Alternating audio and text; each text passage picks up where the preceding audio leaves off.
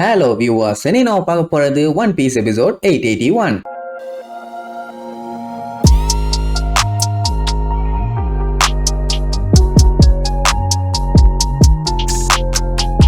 Open பண்ணா new navy head quarters தான் காட்டுறாங்க. இந்த இடத்துல இப்போ புது ஃபிளீட் அட்மிரலா இருக்கிறது அகைனு. 2 வருஷத்துக்கு முன்னாடி பேரமௌண்ட் வார் நடந்துச்சா, அந்த சம்பவத்துல மரைன் போடைய மண்ணோட மண்ணா தரமட்டம் ஆகிட்டானுங்க. அது என்ன சாதாரண சண்டையா, வேற லெவல்ல நடந்துச்சு. ஒயிட் பியர்ட் எல்லாம் களத்துல இறங்கி தாறுமாறா சம்பவம் பண்ணிட்டான்ல. அதனாலதான் இப்ப என்ன பண்ணிட்டாங்க, முன்னாடி இருந்த மாதிரி இல்ல, இந்த பைரட் ஏராக்கு ஏத்த மாதிரி கம்ப்ளீட்டா சண்டைக்கு ரெடியா இருக்க மாதிரியே எல்லாத்தையும் ரெடி பண்ணி வச்சிருக்கானுங்க. இதுக்கு முன்னாடி இருந்த மரைன் போர்ட் மாதிரி இல்ல. என்னதான் முக்கினாலும் அவ்வளவு சீக்கிரத்துல இதுக்கு எதுவும் ஆகாது. அது மட்டும் இல்லாம நியூ வேர்ல்டோட என்ட்ரன்ஸ்லயே இந்த நியூ ஃபோர்ட் இருக்குது. இதை தாண்டி ஏதாச்சும் பைரட் லொல்லு வேலை பண்ணிட்டு போகணும்னு நினைச்சாலே தூக்கி போட்டு தொண்டையிலே மிதிப்பான். அந்த அளவுக்கு கடுப்பு பிடிச்சவன் அந்த அகைனு. இப்ப நம்ம லூஃபி வேற டெவலப் ஆகி வந்துட்டு இருக்கான்ல, அதனால அவன் செம்மையா கடுப்பாயிட்டான். ஏன்னா அவன் இஷோ கிட்ட லூஃபி அண்ட் லா ரெண்டு பேர்த்தோட தலையுமே கொண்டு வந்தா மட்டும்தான் நேவி பேஸ்குள்ள வரலாம். அப்படி இல்லைன்னா எந்த ஒரு நேவி பேஸ்குள்ளயுமே அவன் போக கூடாது. ஆனா தலைமை இப்ப மரி ஜாய்ஸ்க்கு போயிருக்கானாமா. நான் ட்ரெஸ் ரோஸால சொன்னதை அவன் மறந்துட்டான் போல. எவ்வளவு தைரியம் இருந்தா அந்த முட்டா பைய ரிட்டர்ன் வருவான் அப்படி இப்படின்னு வண்ட வண்டையா கத்துவான். இந்த டீ போன் இருக்கான்ல, அவன் ஆமா சார் நீங்க சொன்னதெல்லாம் எனக்கு ஞாபகம் இருக்குதுமா, அப்புறம் என்ன வெங்காயத்துக்கு அவனெல்லாம் உள்ள விட்டீங்க,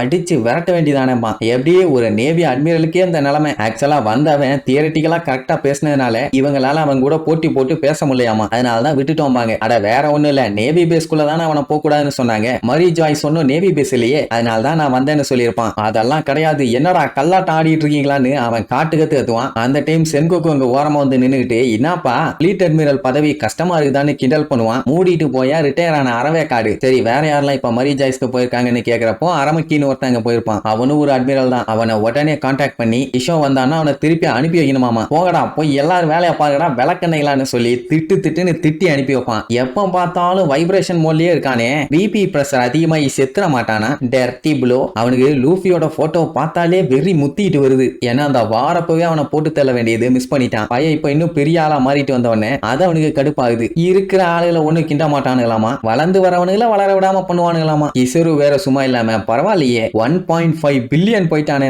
அப்படியே அந்த போஸ்டரை எரிச்சே சாம்பலாக்கிடுவான். எப்படியாச்சும் அவனை அங்கேயே கொண்டு வந்தேன்னா இந்த பஞ்சாயத்தே இல்ல. ஆனா அன்னைக்கு மிஸ் பண்ணது இன்னைக்கு பெரிய பிரச்சனையா வந்து நிக்கிறான். ஏசையும் ஒயிட் பியர்டையும் காலி பண்ணப்பவே பாதி பஞ்சாயத்து ஓவர்னு தான் நினைச்சான். ஆனா அதுதான் நடக்கலையே. ஒயிட் பியர்டு சாகறதுக்கு முன்னாடி ஒரு விஷயத்த தெளிவா சொன்னாரு. என்னன்னா சில பேரு கோல்டி ரோஜரை ஃபாலோ பண்ணுவாங்க, சில பேரு ஃபியூச்சர்ல ஏசோட வில்ல ஃபாலோ பண்ணுவாங்க. என்னதான் அவங்களோட பிளட் பாண்ட பிரேக் பண்ணாலும் அவங்களுக்குள்ள எரிஞ்சுகிட்டு இருக்க நெருப்பு என்னைக்குமே அணையாது. இந்த நெருப்பு அடுத்தடுத்த ஜெனரேஷனுக்கு பாஸ் ஆகி போய்கிட்டே தான் இருக்கும். இந்த நெருப்போட ஒரு நாள் ஒருத்தன் ஃபியூச்சர்ல பெரிய ஆளா வந்து நிப்பான். அன்னைக்கு சென்கோக்கும் சரி வேர்ல்டு கவர்மெண்ட்டும் சரி அவனை பார்த்து பயந்து நடுங்குவீங்கடா. ஒரே நாள்ல இந்த உலகத்தையே புரட்டி போடுற வார் கண்டிப்பா நடக்கும் அப்படின்ட்டு படு பயங்கரமா சொல்லியிருப்பாரு. அந்த மாதிரி எல்லாம் எதுவும் நடந்துடக்கூடாதுன்னு தான் அகைனும் செம்ம கடுப்புல இருக்கான். அப்படியே கட் பண்ணா சென்கோக்கு அவரோட ஆட்டுக்கிட்ட பேசிட்டு இருக்காரு. அதாவது 2 வருஷத்துக்கு முன்னாடி நம்ம லூஃபி வந்து இந்த அளவுக்கு இல்ல, ஒரு சின்ன கடல் அலை மாதிரி தான் இருந்தான். ஆனா 2 வருஷத்துக்கு அப்புறம் கிரேட் பைரட் ஏரால இந்த அளவுக்கு ஒரு பெரிய ஆளா வளர்ந்து வருவான்னு எக்ஸ்பெக்டே பண்ணல. பெரிய அலையாவே மாறிட்டான். இதுக்கப்புறம் லூஃபி என்னென்னலாம் சம்பவம் பண்ணான்னு அப்படியே ஒரு பிளாஷ்பேக் மாதிரி காட்டுவாங்க. 2 வருஷத்துக்கு முன்னாடி நம்ம ஏச புடிச்சு இம்பல் டவுனுங்கிற ஜெயில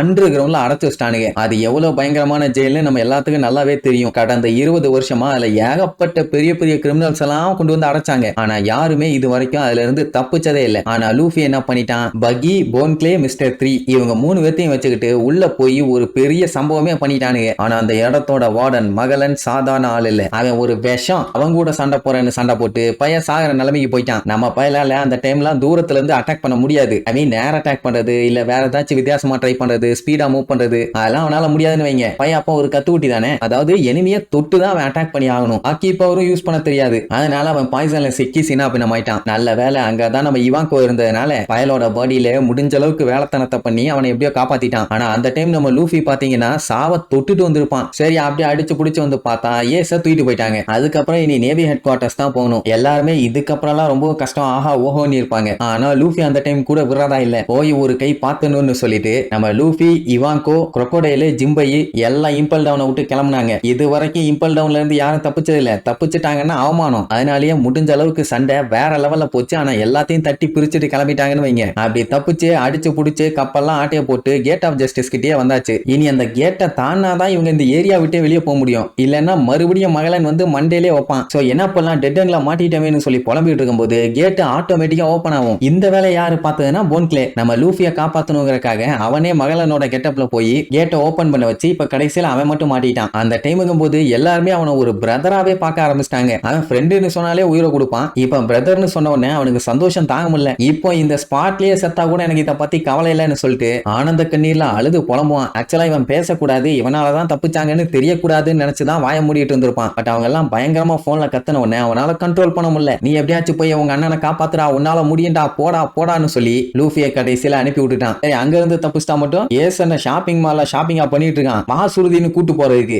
ஏகப்பட்ட செக்யூரிட்டி கார்ட்ஸோட வேற லெவல்ல வளைச்சு அவனுக்கு பாதுகாப்பு எல்லாம் அந்த டைமுக்கு போட்டு தள்ளதான். அந்த டைம் தான் ஏசோட உண்மையான அப்பா யாரு என்னன்னு சொல்லி எல்லாம் அனௌன்ஸ் பண்ணிருப்பாங்க. அதுக்கப்புறம் தான் ஒயிட் பியர்ட் என்ட்ரி கொடுத்து அப்படியே அந்த இடத்துல வேற லெவல்ல சம்பவம் பண்ணி அடுத்தடுத்து பெரிய பெரிய ஆளுகள்லாம் உள்ள இறங்கினாங்க. ஏவி ஆளுகள் லட்சக்கணக்கில் இருந்தாங்க. ஆனாலும் இவங்களோட அட்டாக்க தடுத்து நிறுத்த முடியல, வெளுத்து கட்டிட்டு போனாங்கன்னு வைங்க. அதுக்கப்புறம் தான் லூஃபி அங்க என்ட்ரி கொடுத்தான். அவன் வந்து ஒரு பெரிய சம்பவம் பண்ணான். இந்த 7 வார்லார்ட்ஸ் மட்டும் அங்க இல்லாம இருந்திருந்தாங்கன்னா இன்னுமே சண்டை ஸ்மூத்தா முடிஞ்சிருக்கும்.